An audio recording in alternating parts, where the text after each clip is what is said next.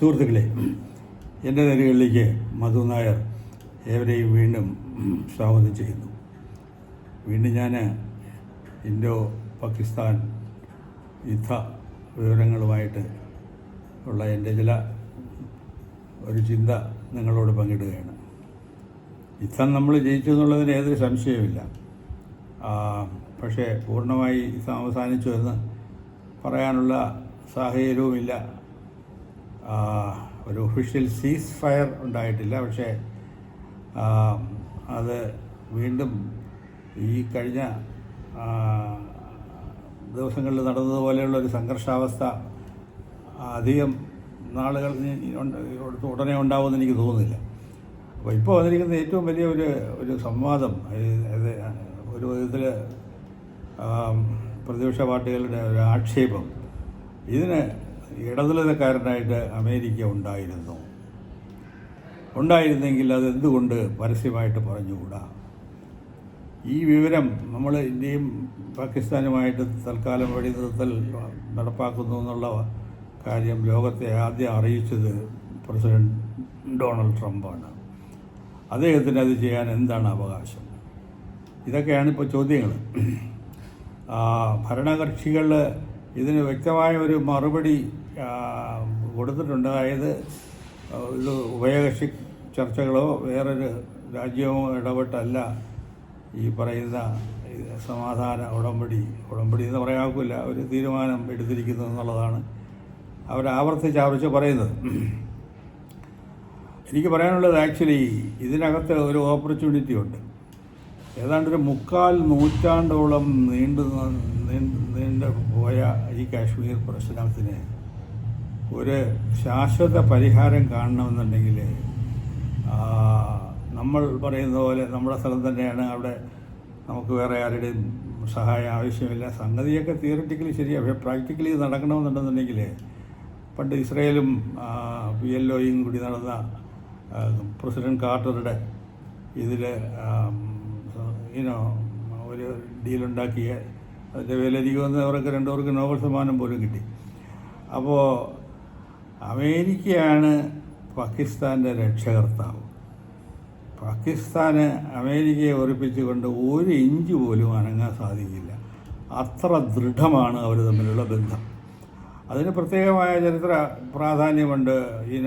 ജൂത ലോബിയുടെ പിടിയിൽ അമർന്നിരിക്കുന്ന അമേരിക്കയ്ക്ക് ഇസ്ലാമിക് ലോകത്ത് ആകെ നമ്പാൻ സാധിക്കുന്ന ഒരു സുഹൃത്ത് രാജ്യം തന്നെയാണ് എത്രയോ കാലമായിട്ട് പാകിസ്ഥാൻ.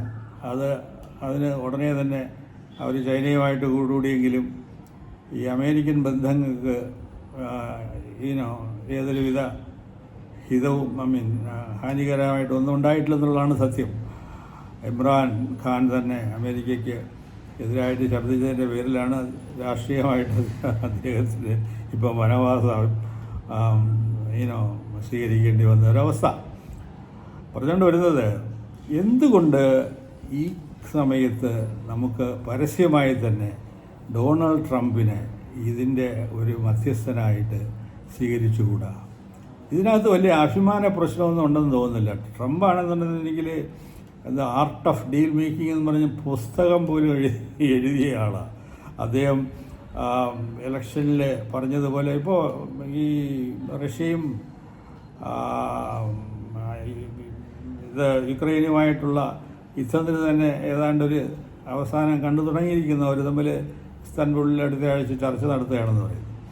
അപ്പോൾ ഇക്കാര്യത്തിൽ മിടുമിടുക്കനായ ഒരു അമേരിക്കൻ പ്രസിഡന്റ് ഇന്ത്യക്ക് വളരെ ഹാനികരമായ ഒരു തീരുമാനം എടുക്കുവാനായിട്ട് അദ്ദേഹത്തിന് സാധിക്കില്ല. അദ്ദേഹം അങ്ങനെ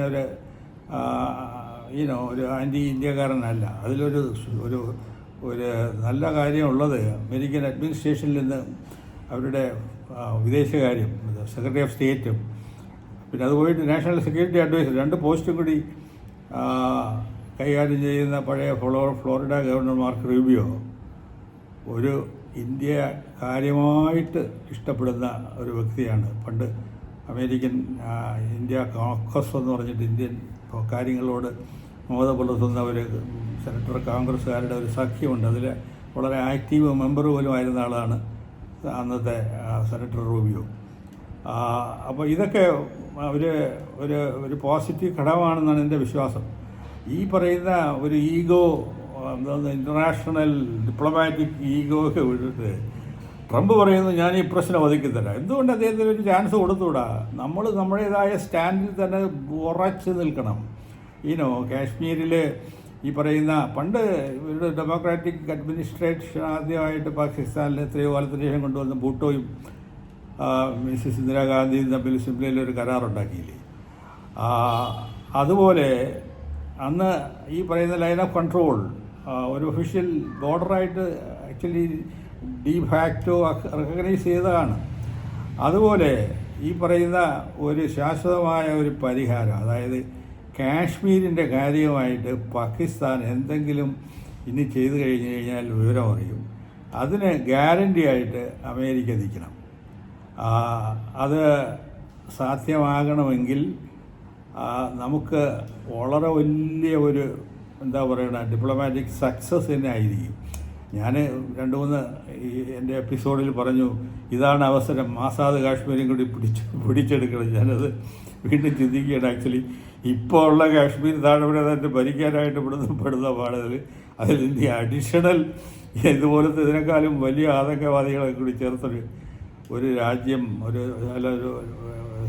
സംസ്ഥാനം ഭരിക്കാനായിട്ട് നമ്മൾ ശ്രമിക്കുന്നതിനേക്കാളും ഇപ്പം ഇരിക്കുന്ന ഈ സ്റ്റാറ്റസ് കോ അംഗീകരിച്ച് അത് പാകിസ്ഥാനെ കൊണ്ട് ഒഫീഷ്യലി അംഗീകരിപ്പിച്ച് അവർ ഈ ആസാദ് കാശ്മീർ എന്ന് പറയുന്ന പരിപാടിയൊക്കെ അവസാനിപ്പിച്ച് ഈ തർക്കം കുറേ കാലത്തേക്കെങ്കിലും പരിഹരിക്കുവാൻ കെൽപ്പുള്ള ആൾ തന്നെയാണ് ഡൊണാൾഡ് ട്രംപ്.